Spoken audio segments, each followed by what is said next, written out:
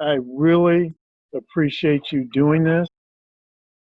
We have done others from Manhattan, had great response from our listeners and our followers and supporters, and they've encouraged me to keep doing more. And I said, if they keep sending it, Nora Kennedy, she's been a real angel. She highly recommended you. So I'm glad you were able to work that out for us. This is something I do for YouTube. I just want to let you know that. I usually try to keep my interviews down to about 15, 20 minutes. Our guests are busy, time's valuable, time's important. I also find that if I keep things focused like that time-wise, get a lot more dead. Right. In the way of an introduction, you're Mr. Brandon McCoy. Now, and it says here, is a project manager or is the project manager at the Manhattan Institute where you oversee education policy. Are you the project manager or a project manager? I'm the project manager for education policy. If you frame it that way, I am among other project managers, but I'm the one who specializes in education policy. Okay. We were told you're a recent graduate of Yale University. Is that correct? That's correct. I graduated in 2019. What was your major, brother? Political science and psychology. Okay. All right. And where were your intentions when you took those two majors? What were you thinking? I'm really interested in focusing on social policy, family policy, education policy, and with an interest in law at some point in the future. So okay, great. All of that thought that I, in my head while I was planning my majors, it seemed to be the best way to approach this path. All right. Where are you from? Which state? I'm from Florida. Florida. All right. Are you at all familiar? We're coming out of Kentucky. You all familiar with Kentucky? I actually was in Kentucky right before the pandemic really hit. I was in Louisville, February. Okay. Visiting family? Visiting friends. I had never been to Louisville. Got to see the Kentucky Derby and other attractions. So it was a fun time. I really enjoyed it. Well, I hope you come back sometime. Visit the Muhammad Ali Center and Louisville Slugger Museum. We're pretty proud of Louisville. Let's kick straight into things right now. I had a question here. Received several questions from some of my listeners we wanted to share. Brother, what is a school voucher? What is that? So a school voucher is something that the state may provide that allocates resources for students and families to use for a variety of purposes, whatever the state outlines. So it could be to attend another school that's private, or in some instances, it can be used to provide transportation to another public school. So it's a funding mechanism that allows families to use more choice in what they choose for their education. It's not like the state government saying, well, we're going to give you this money and we're going to tell you exactly, specifically how to spend it. Is that correct? States vary in how much leeway they give parents and children. Some are for very specific purposes. Others give a little bit more discretion for the families. The reason why a lot of my listeners urging me to bring this question up, I guess they're trying to figure out, well, what's the controversy behind school voucher? Is it the controversy with a voucher that says, hey, here's some money we're going to allocate. You decide where you want your child to go to school. Is that the controversy? I think some of the controversy is, from a lot of perspectives, some people think that education should be funded equitably from the system. So no school should receive in excess of funding more so than others, and others should receive more funding if they are located in more impoverished or disadvantaged communities. I think some of it's from a resistance standpoint, that they don't want to see some schools being underfunded. However, I think that school choice for all students is something that we should be valuing. You're saying that some of the concern is that schools located in underserved areas may not get as much funding. Correct. That's a good deal of the pushback that some people have towards vouchers, that they want public education systems to be equitable rather than focus more so on choice. However, I do think that the choice frame of thinking is better for students of all races, ethnicities, socioeconomic statuses. are you saying that school choice, when it's all said and done, produces better results for students coming from poor areas, etc.? I don't think in every case, what the report that the Manhattan Institute just recently came out with goes into detail in various states. It shows that in some states we've seen a great deal of success with various school choice programs, and others have been lacking. Ultimately, when you look across the board, what I believe is that school choice empowers parents to make the best decisions for their children. I believe that the states and districts should think about facilitating those choices to the best of their ability. That's not to say that there haven't been missteps in some of the states' approaches to school choice in charter schools. I do believe, in general, choice is the best way to think about education for families. And you mentioned a report. Is that a report made public? Is Average Joe, can we get a copy of that report? Yes, it's on the Manhattan Institute website, and I can send you a link to that after the interview. What is that link? Is it just manhattaninstitute.com or .org, or what is that? Manhattan-institute.org. The report is polling of 5 battleground states, Michigan, Pennsylvania, Ohio, Wisconsin, North Carolina, on how they value, or to what extent they value, school choice in public charter schools. And we find that there's a general positive reception among all states for public charters and school choice. But we see in most instances that support's even higher among Black respondents. So it really does give support to the idea that people do value having choice, having a variety of options for choice when it comes to choosing the education for their children. Well, it's interesting you just brought up that it seems you're saying that you've dug up as far as research is concerned that Black parents, more often not Black parents, seem to heavily favor that. I just watched an interview, I think it was done in 1991, 1992 by Milton Friedman, author of Free to Choose, and I think he also won the Nobel Peace Prize in Economics, something like that, or Nobel Prize in Economics. And he had said that he was part of a group where they did an extensive amount of research and surveys and all, and they found that Black parents overwhelmingly favored school choice. And this is, again, in 1991, 92.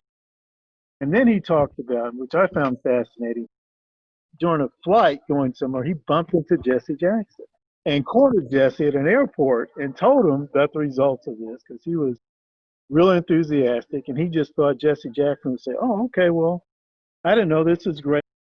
See about me getting behind it." He claimed that Jackson's response was, "Well, I didn't know that. I don't know anything about that." And then he sort of asked Jesse Jackson, he said, "Where do you send your children to school?" The guy was serious about backing him up. And of course, Jackson sort of went around that question a little bit. But I was saying to myself, wow, 1991, 92, that interview. And then recently, I've been hearing from different people, yeah, Black parents overwhelmingly support the concept of vouchers. I'm a father of a daughter, went through public school. And I was always saying to myself, man, if I had been given the resources to do something different, I would have jumped on it because I wanted her to go to a Catholic school. I'm not Catholic.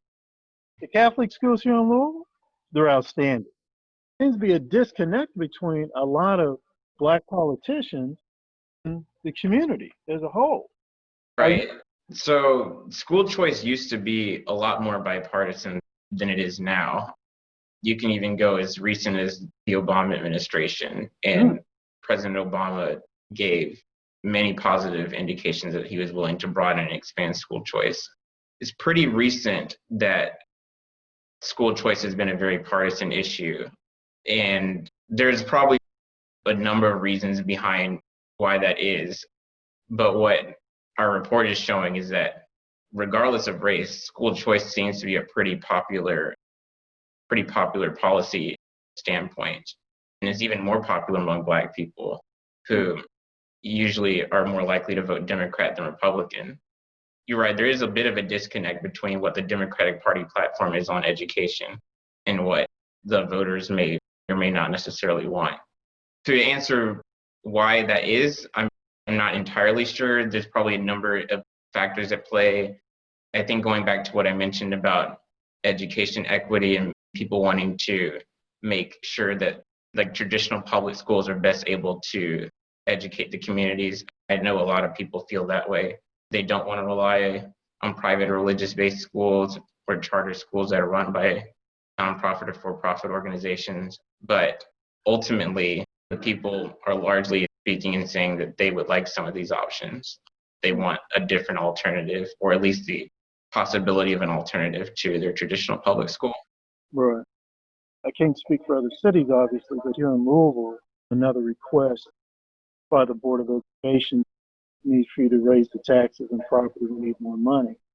And some of that's just, they're talking about renovate buildings, things of that nature.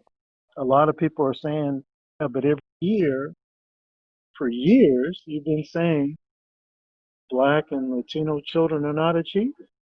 They're Right. underachieving. They're not reaching the standards.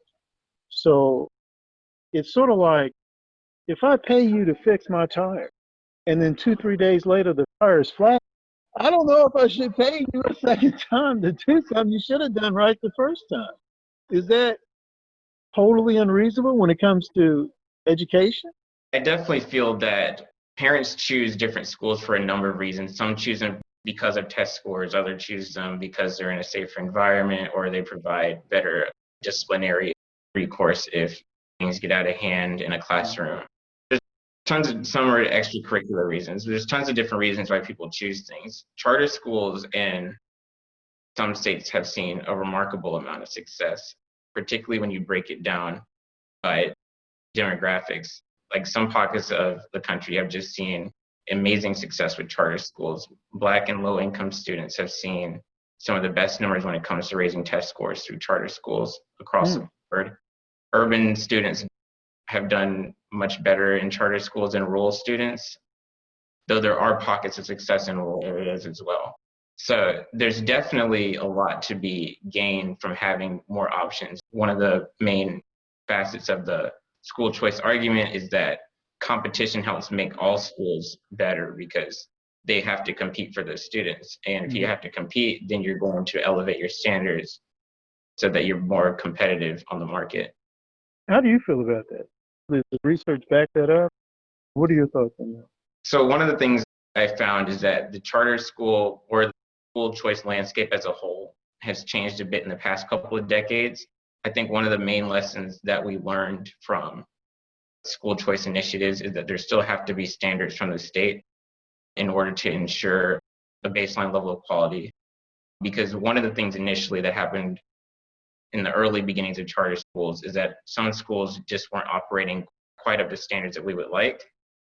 Now a lot of the schools have either reformed or have closed. And what we've seen now is that charter schools have elevated their standards generally across the board and have been able to provide better services.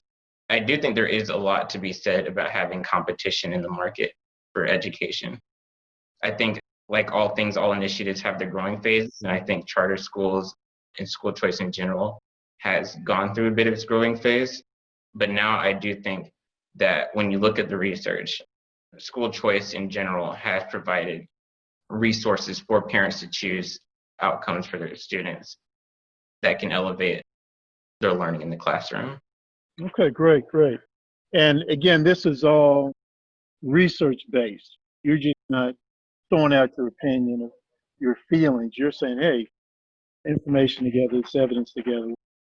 There's plenty of research that indicates that charter schools have elevated individual students' level of learning, different groups' level of learning. And there's also research that shows the opposite. I do find that when you look at specific programs in specific states, you can see consistent pockets of success. And I think that when people think about the arguments for school choice, we should be following those models because they have demonstrated a level of success that should be copied to the best of their ability in other places. And again, if we wanted to sort of check out some of this research, we can go to the Manhattan Institute's website. Is that correct? Right. So we have a number of fellows who have dedicated time and resources to studying school choice. Senior fellow Marcus Winters at the Manhattan Institute recently, earlier this year, put out a report that showed that charter schools in Newark, New Jersey have definitely gone a long way in elevating the test score standards for the Newark charter school students. I think people should be able to check that study out. I think if you look at my report, towards the end of it, there's a bit of a review of past research in the states that we polled that show varying levels of success in different programs in terms of charters versus public. Much of it is positive, some of it is more neutral or negative, but it's fair and balanced, and you'll get a lot of information about the school choice debate there. Fantastic. And obviously, once we get it all edited and posted, we'll send you a copy of everything. Brother, I appreciate your time today. I also appreciate you having come visit our city, and hope you come back. Will do. We're proud of Louisville, man. Great place. Thank you. All right, brother.